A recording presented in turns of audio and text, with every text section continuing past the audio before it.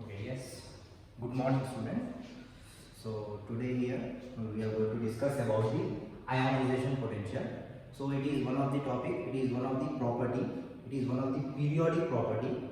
So in first year chapter we are going to learn about the periodic properties. So in that periodic property, this is the second periodic property which we are going to learn.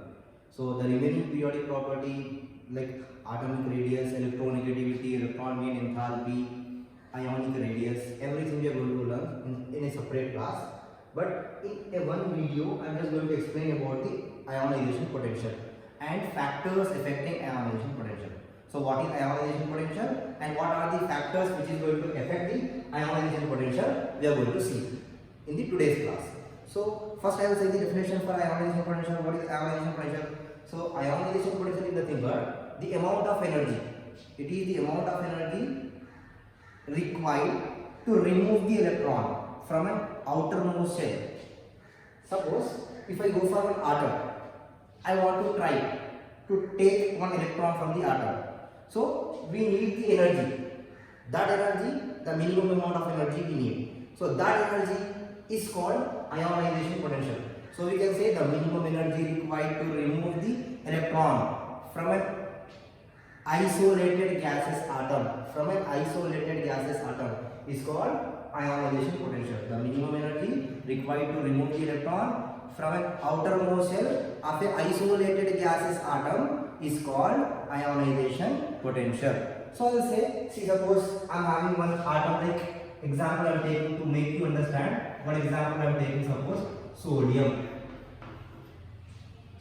Simple sodium atom. If you see, atomic number of sodium is going to be 11. 11 is the atomic number of sodium. So if I draw the atom of sodium, so it is going to be in this way. We have center. This is the nucleus. We have first shell, and we have second shell, and we have third shell as well. 3 shells we have in the sodium. Because if I go for the electronic configuration, 1s2, 2s2, 2p, 6, 3s1. This is the electronic configuration of sodium. So how many shells we have? First shell we have, second shell we have, and third shell we have. So second shell and third shell. So first shell, second shell, third shell. Number 1 shell, number 2 shell, number 3 shell. Three shells we have. Now in these 3 shells we have the electron. In the first shell we have 2 electrons. Suppose these are these 2 electrons. In second shell we have 10 electrons. Here we have 10 electrons. 1, 2, 3, 4, 5, 6, 7, 8, 9 and 10. In that way we have 10 electrons. Now in the same way, if I go for the last shell, in last shell I am having 1 electron. So maybe that electron is present over there. Now first what we do, if we want to take this electron out, if you want to remove the electron, this is the outermost shell. Which one is the outermost shell? Third shell. This is the outermost shell. Third shell.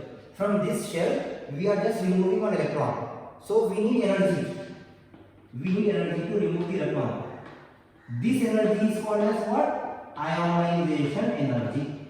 This energy is called ionization energy. The minimum energy required to remove this electron from sodium atom is called ionization energy. It is also called ionization potential. So it is energy or potential, you can say. Both the words are same: ionization energy, ionization potential, or else you can say ionization enthalpy as well. Enthalpy, potential, energy all are same terms.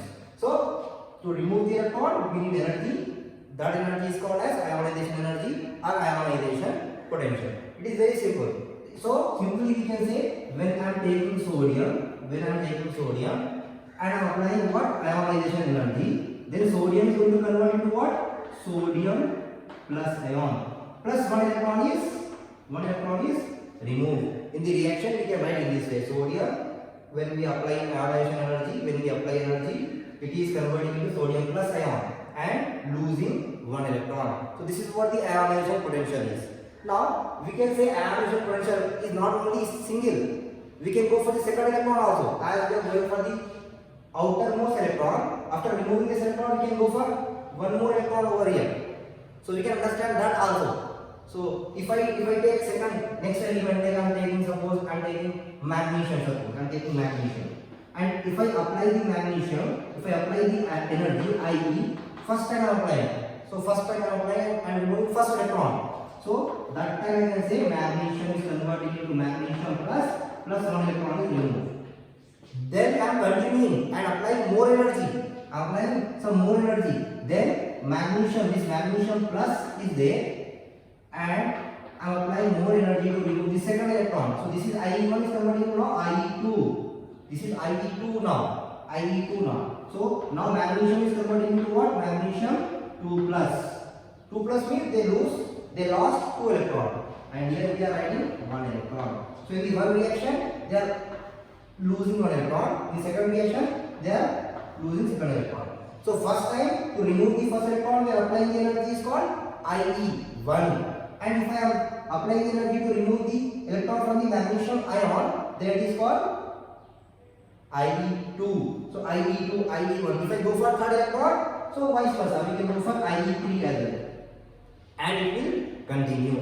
So we have to go for the order as well. So which energy, this IE1 is more or IE2 is more? So that we have to understand. So if you understand this, then we will see which IE1 is going to be more or IE2 is going to be more. IE2 is more energy or IE1 is more energy, we are going to understand now. So see here. Suppose for this sodium element, I am just drawn already sodium element. So in this sodium element, this is the first electron which we are going to remove. This is the first electron. Now suppose this one, the 10th, this is the 10th electron, right? So this is the 11th electron I must say, this one is the 10th electron. I must say 10th electron. Okay, 11th electron.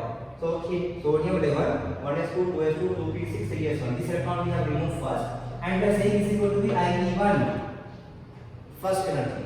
And here this is going to be second. This is going to be IE2. This is going to be IE2. Now which energy is stronger? That we can understand. See here. Whenever we are going for the attraction from the nucleus, we know that nucleus is a positively charged. We know that how many protons are there? If 11 electrons are present in the sodium, 11 protons is also present. So positive is going to attract the negative. Now if you see, when we are going for this electron to remove, how many total electrons we have around the sodium atom? 11. Which is attracted by how many proton? 11 proton. So 11 proton attracting 11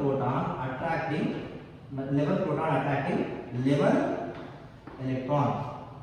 In the case of IE1. Okay, so some amount of energy we have. Now, when we are removing, when we have removed already 1 electron, whenever we have just removed the 1 electron already, then proton is as such 11 proton we have, which is going to attract how many? 10 electrons only now, because already 1 electron is removed. So this 11 proton attracting 10 electron is stronger, or 11 proton attracting 11 electron is stronger? Obviously, more proton is attracting less number of electron is going to be stronger. So this time, when you are going for this 10th electron, it is somewhat difficult.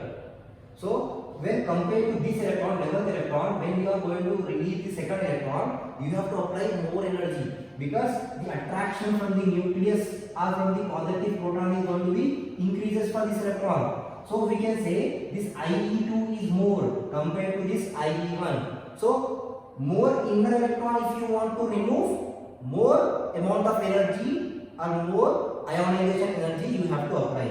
So in that way we can say the order. That means if I go for IE3, that is going to be greater. If I go for IE2, is that is greater than IE1. Right? So this is what we can say. Otherwise, in the reverse manner, IE1 is less than IE2 is less than IE3, so on. In the form of so on, if you want to write, we can say in this way. So the order of ionization potential we can understand in this way. And remember that ionization potential can be, we are saying that the amount of energy. So it is going to be given by the unit kilojoules. Kilojoules per mole. Kilojoules per mole. The unit of ionization potential is kilojoules per more. So this is what the ionization potential.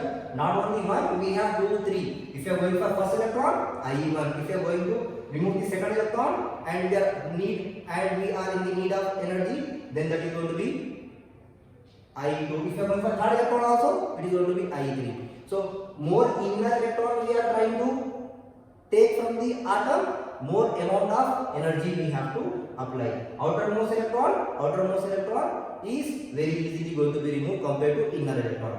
Now, how these particular electron going to be removed? What is the factors which actually affects the ionization potential? That we are going to understand now. So, factors affecting ionization potential. So, next topic we continue factors affecting ionization potential. In short, I am going to explain about those factors. Okay. So, one after another we are going to see those factors.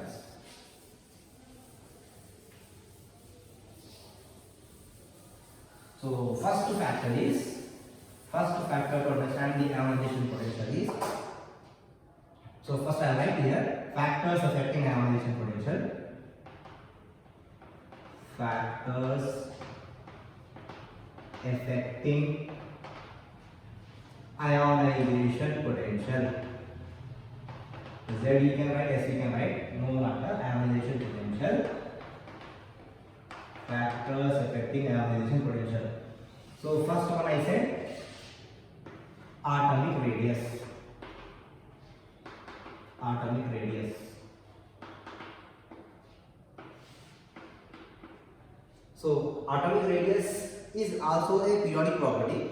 So that is already I explained in another video. So in atomic radius video, if you see, you understand about the other properties of the elements. The other periodic properties also you are going to understand, but here only we are going for ionization potential. So in the factors, first is atomic radius.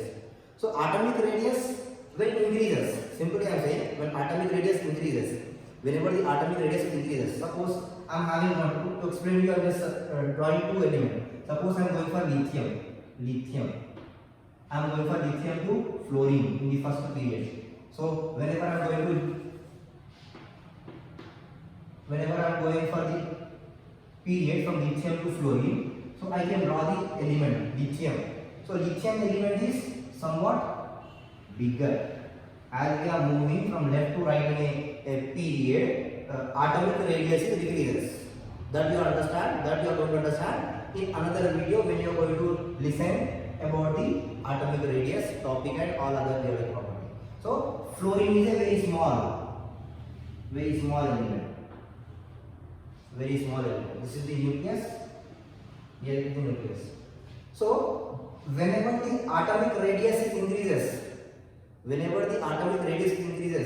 so the distance between the nucleus, that is proton, and the outermost electron is also increases. This distance is also increases. Here, this distance, the outermost electron and the nucleus distance is going to be very less. So in a small element, the attraction from the nucleus to the outermost electron is going to be very high. So here attraction is very high. So if I want to remove the outermost electron of fluorine, it is quite difficult when compared to lithium, where lithium nucleus and electron distance is somewhat larger. So if I want to remove this electron, it is going to be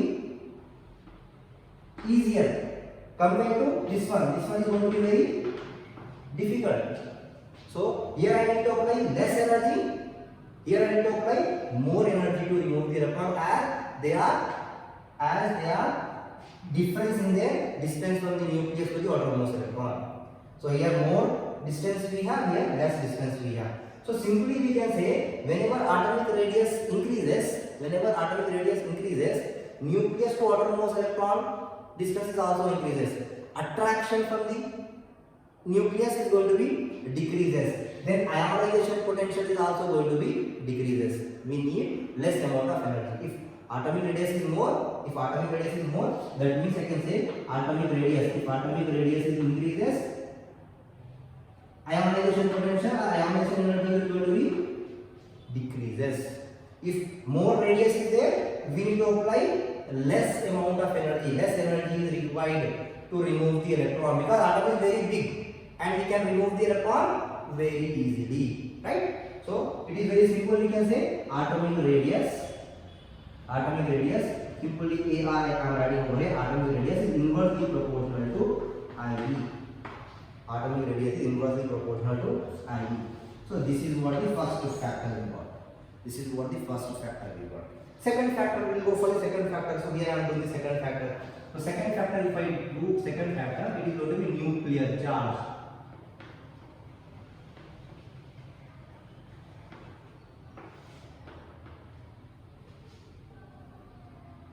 Second is going to be nuclear charge, right? So nuclear charge is what? Nuclear charge is what? If you are going for the nuclear charge is nothing but the charge of proton towards the electron.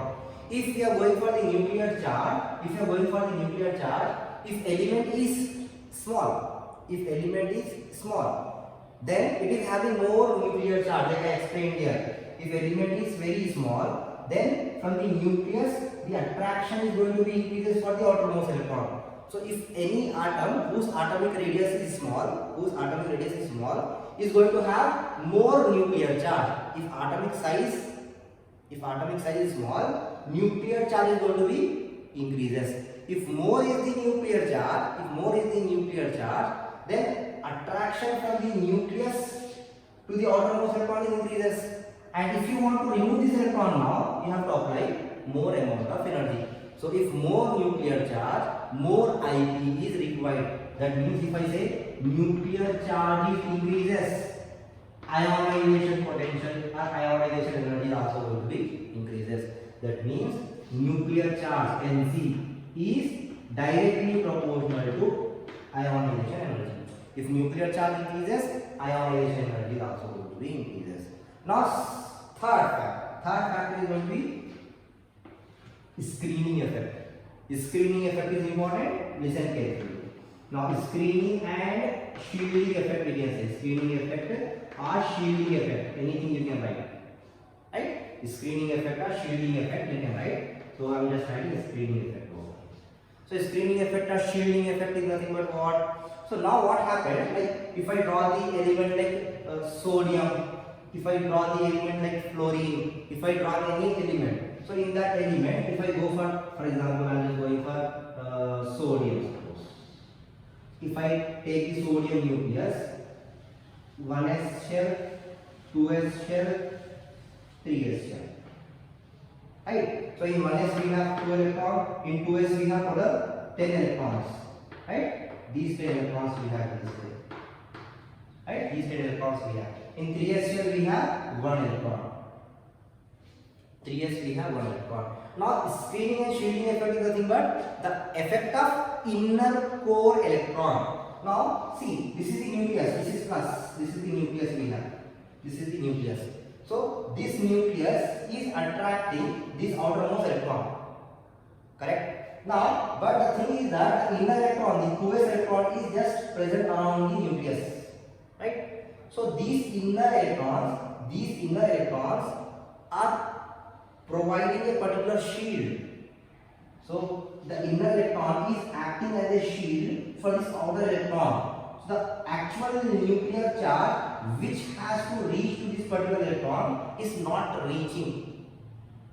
That means somewhat nuclear charge is getting affected by this particular shield of inner electrons. So inner electron shield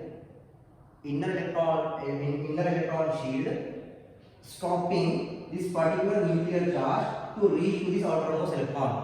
So this shield of electron will appear when there in the element. We can remove this electron very easily. Because of this shielding effect of the inner core electron, this nucleus is not going to attract more effectively to this electron. Then we can remove this electron very easily. So for that we can say whenever more screening or more shielding is present, when more number of electrons are present in the inner shell which is shielding to the outermost electron, then the outermost electron can be removed very easily. That means screening effect whenever screening effect increases, ionization energy is going to be decreases. So simply we can say whenever we are increasing this, here I am writing simply screening effect when increases, ionization energy is going to be decreases. That means screening effect is inversely proportional to ionization energy. So this is what we need to remember from the screening effect. So more is the screening or more is the shielding from the inner core electron, more easily we can remove the outermost electron. That means the ionization energy required to remove the outermost electron when screening is more is going to be less. Hope you understand this particular screening effect. Now we are going for the fourth effect. That is fourth factor. Fourth factor is going to be penetration power. Right? Penetration power. So I'll just explain here penetration power. So see here. Fourth one. Penetration power.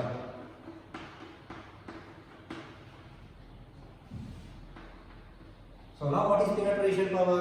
So penetration power is nothing but how the nuclear charge is going to be pass or penetrate from the given orbital. We know that we have number of shells, first, second, third, main shells we have. In those main shells we have subshells, orbitals. In the quantum number we have understood already. So in those main shells we have subshells. Those subshells is having different capability of penetration of nuclear charge from them. So like s orbital, if you go for s orbital, the penetration power is more compared to p orbital, compared to d orbital, compared to f orbital. So why the penetration power is more in the s orbital? In s orbital, the shape of this orbital is s circle around the nucleus, right? So because of that, the nuclear charge is going to be easily penetrate from it compared to p orbital, which is a dumbbell shape, and compared to d orbital, double dumbbell shape, compared to f orbital, which is more strange and complicated structure, we can say, for f orbital. So more complicated, so penetration of nuclear charge is going to be more difficult for f orbital. So that means if only s orbital is there, then the penetration of nuclear charge is going to be more and more. If only s orbital is there, then the penetration is going to be more. And if penetration is more, then the nucleus is attracting the electron more. Suppose we have only like I am taking one example, lithium. Atomic number is 2. So if I draw the nucleus of lithium, this is the nucleus. In 1s we have 1 electron. In 1s orbital we have 1 electron, 2 electron. 1s2, no? 1s2, 2 electron we have. In 1s orbital we have 2 electron. 1s2, 2 electrons. So if I want to remove the electron, I need to remove this electron. So easily I can remove? No, because this nucleus is directly attracting this particular electron. Because this electron is present in the s orbital, so from s orbital the nuclear charge can penetrate very easily. So this particular nuclear charge is going to attract very easily to this particular electron. So whenever the more penetration power is there, if the electron is there in that particular orbital, that is going to be difficult to remove the electron. Suppose if I have f electron, that is going to be very easily we can remove because penetration power is less. But when I am going for d orbital, somewhat, then I am going for p orbital, it is somewhat difficult. More difficult to remove the electron from this orbital because more is the penetration power. So whenever the penetration power is increases, ionization potential is also going to be increases. With more penetration, we need more amount of energy to remove the electron from that particular subshell or orbital. So we can say penetration power increases, then we have to say ionization energy also increases. That means ionization energy for s orbital is number 1. Ionization energy if orbital is in electron is in p orbital, then is number 2, and 3 and 4 for the d and f orbital. So that is what we need to remember for the penetration power. Then the last we have fifth factor which affects the ionization potential is, so here I am writing electronic configuration. So last factor we have that we will discuss, that is electronic configuration. So we will see how the electronic configuration is going to be affected. So this is also important. Fifth one I am writing now. Fifth factor which is going to affect the ionization potential is electronic configuration.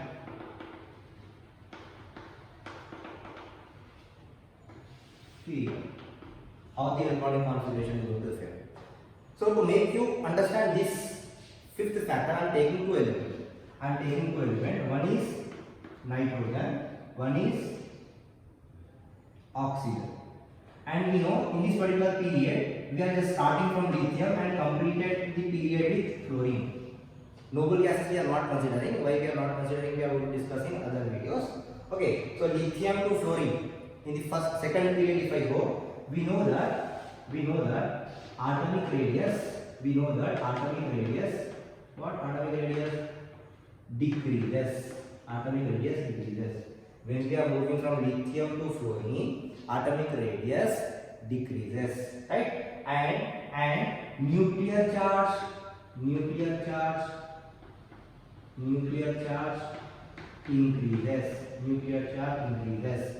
Then we can say ionization energy also increases. That means as we are moving from lithium to fluorine, ionization energy has to increase continuously. That means from lithium to barium to boron to carbon, it has to increase. Then carbon to nitrogen to oxygen, it has to increase. But the thing which is different is between these two. So based on this, we are saying atomic radius decreases, nuclear charge increases, ionization energy also increases. So it has to increase. That means oxygen should have more ionization energy than nitrogen. But the inverse is true. That means nitrogen is having more ionization energy than oxygen. Why? What is the factor? That is the factor in nothing but the electronic configuration. So if I write the electronic configuration of nitrogen, say one atomic number, see you can understand. 1s2, 2s2, 2p, 1s2, 2s2, 2p, 3. Right? So outermost shell, if I draw outermost shell, 2 electrons in s orbital and 3 electrons in p orbital. And if I go for oxygen, atomic number of oxygen is 8. 1s2, 2s2, 2p, 4. So outermost shell, if I draw the shells, then it is going to be in this way.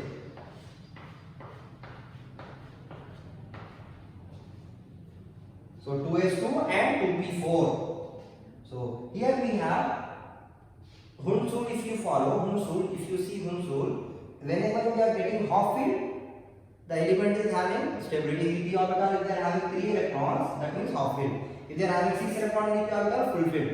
So half filled and full filled, when they are reaching in the p orbital, that is going to be stability. So here nitrogen is having stability, electronic configuration stability. So because of this stability, if I want to remove this outermost electron, it is quite difficult.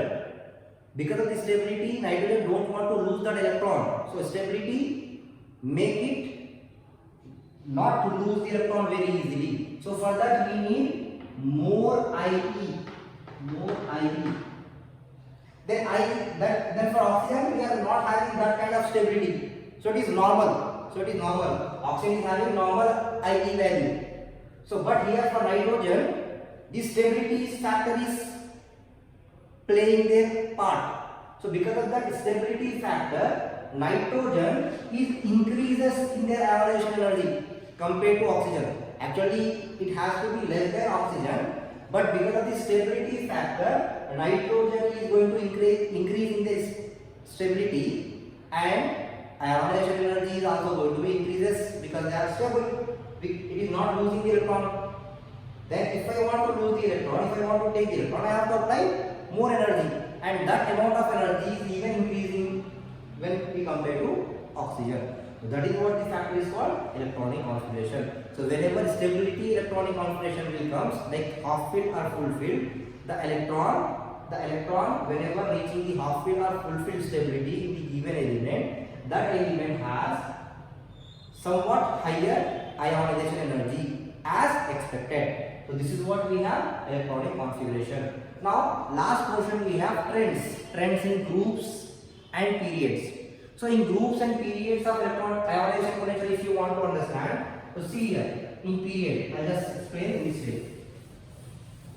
So these are the factors. After the factors, the term which we need to understand is trends in period and group. Next topic is trends we have. So here are writing trends of IE in group and period. In group and period.